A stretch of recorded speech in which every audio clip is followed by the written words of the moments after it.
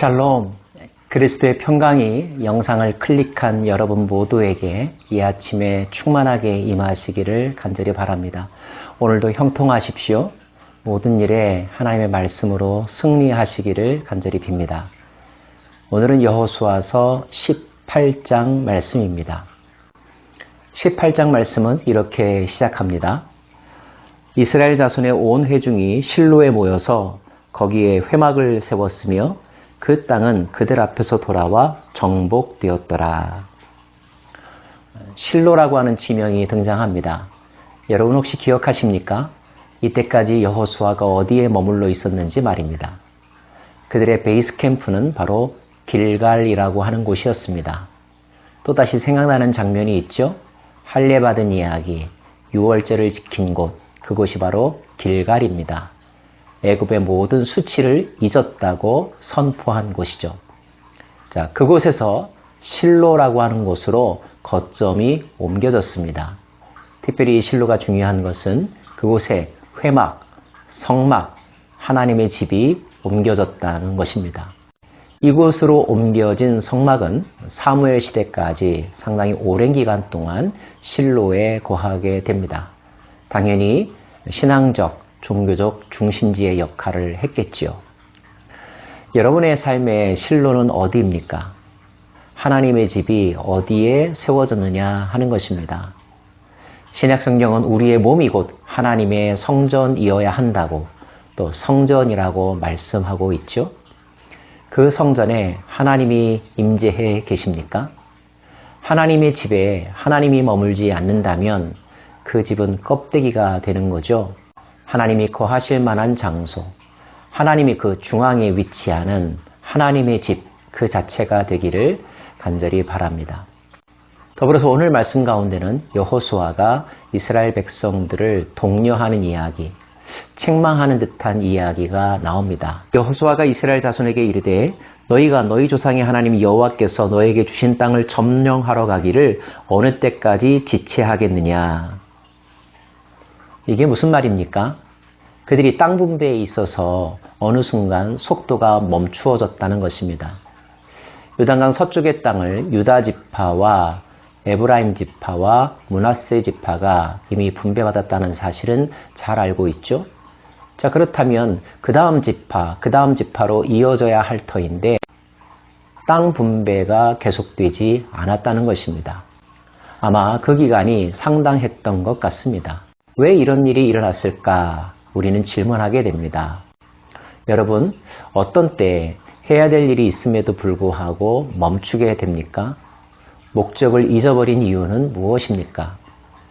혹시 이스라엘 백성들이 현실에 안주하고자 하는 마음이 가득했던 것일까요? 아니면 이미 너무나 많이 지쳐 있어서 한 발자국도 앞으로 나아갈 그런 여력이 없었던 것일까요? 또는 그들이 땅을 분배하여 정복하는 나머지 일들을 수행해야 되는데 그 전쟁에 대한 자신감이 없어서였을까요?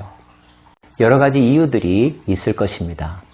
그러나 분명한 것은 하나님께서 그들에게 허락하신 그 땅을 완전히 정복하는 일은 사명이며 그 사명은 멈추어서는 안 된다는 것입니다.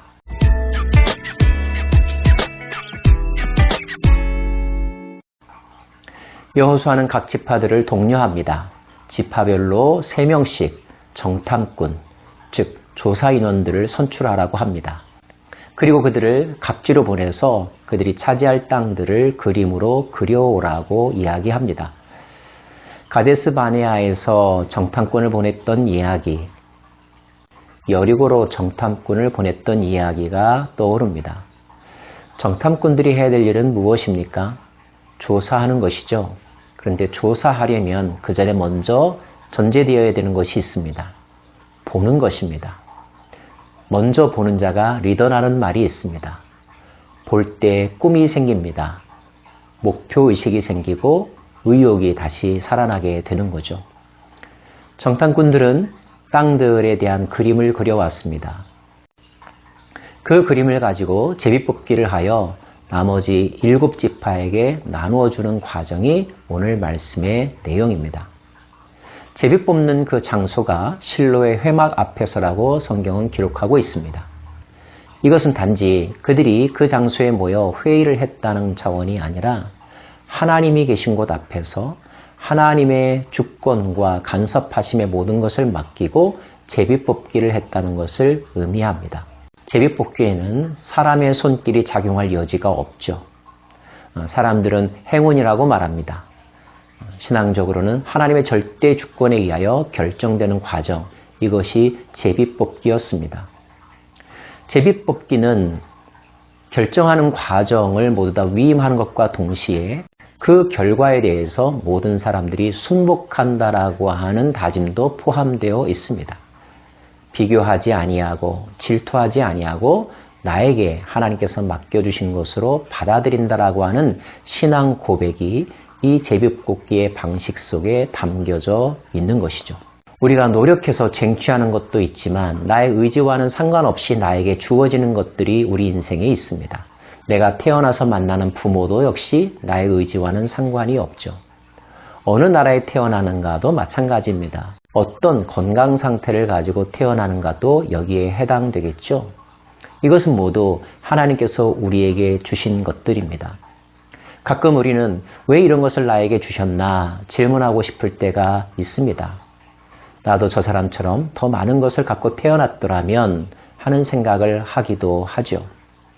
물론 그것은 언젠가 하나님에게 물어보고 싶은 질문 가운데 하나일 것입니다. 그러나 그것보다 더 중요한 것은 진정한 성공이란 많이 갖는 것이 아니라 하나님께서 내게 주신 것을 감사함으로 받고 그것을 잘 사용하여서 각 사람에게 맞는 열매를 거두는 것입니다. 5달란트일 수도 있고 2달란트일 수도 있고 1달란트일 수도 있겠죠. 우리에게 필요한 것은 5달란트를 남기면 되는 것입니다. 2달란트를 남기는 것과 5달란트를 남긴 사람에게 주시는 하나님의 칭찬은 동일할 것입니다. 왜냐하면 하나님은 사람들과 1대1의 관계 속에서 그들의 수고와 노력을 평가하실 것이기 때문이죠. 사랑하는 여러분, 여러분에게 주신 은사가 무엇인지를 잘 파악하고 그 은사를 감사함으로 받아들이고 그 은사를 활용하여서 여러분이 있는 곳에서 그리고 가장 적합한 방식으로 그 은사를 활용하여 하나님께는 영광을 올려드리고 또 풍성한 열매를 거두시는 삶을 살아가기를 간절히 소망합니다.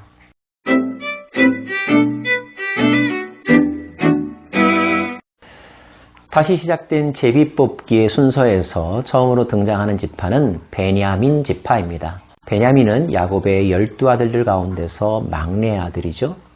원래 태어났을 때 베논이라 이름하였지만 야곱이 그 이름을 베냐민이라고 바꾸었습니다. 어머니의 죽음 때문에 슬퍼했던 그 아들의 이름을 오른손의 아들이라는 이름으로 바꾸었죠. 현실에 절망하지 말고 환경의 노예가 되지 말고 강력한 힘으로 진취적인 용기로 너의 삶을 개척하라 라는 의미가 그 이름 속에 담겨져 있는 줄로 압니다. 사랑하는 여러분, 베노니의 삶이 아니라 베냐민의 삶을 살아가시기를 바랍니다. 자, 베냐민이 분배받은 땅은 어떤 지역일까요? 지도를 통하여 그 위치를 확인할 수 있을 것입니다. 우리에게 익숙한 몇 개의 도시들이 있습니다. 여리고, 베델, 기브온, 예루살렘이라고 하는 도시들입니다.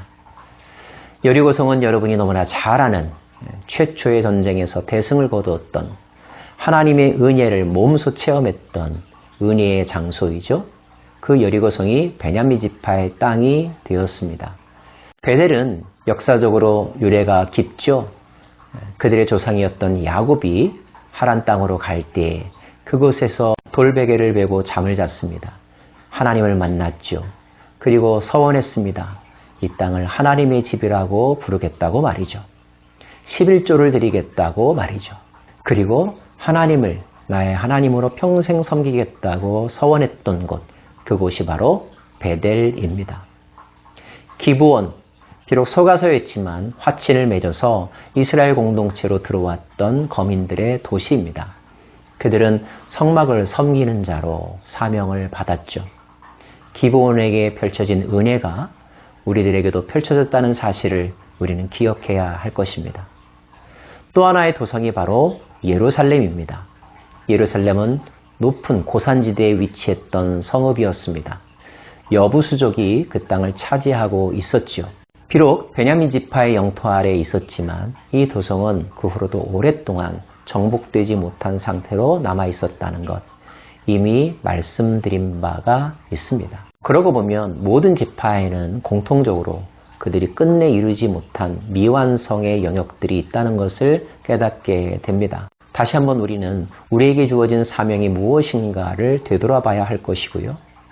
현실에 벌써부터 안주하고 있지는 않은지, 아직 정복해야 될 영토가 남아있는지, 우리 내면을 살펴봄에 있어서도 우리의 삶 가운데 아직 죄악의 뿌리가 남아있는 곳이 있지는 않은지, 그것을 언제까지 정복할 수 있을지, 다시 한번 하나님의 말씀과 예수 그리스도의 이름으로 도전하고 정복하는 우리가 되어야 하지 않겠습니까?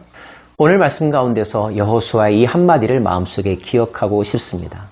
너희가 어느 때까지 지체하겠느냐? 여러분, 어느 때까지 지체하시겠습니까? 이제는 다시 일어나야 될 때가 아닐까요? 도전해야 될 때가 아닐까요? 취하여 하나님께 올려드려야 될 때가 아닐까요? 오늘이 그러한 때라고 마음을 주시거들랑 더 이상 미루지 마시고 남에게 떠넘기지 마시고 일어서서 쏜살같이 달려나갈 수 있기를 바랍니다. 기도하겠습니다.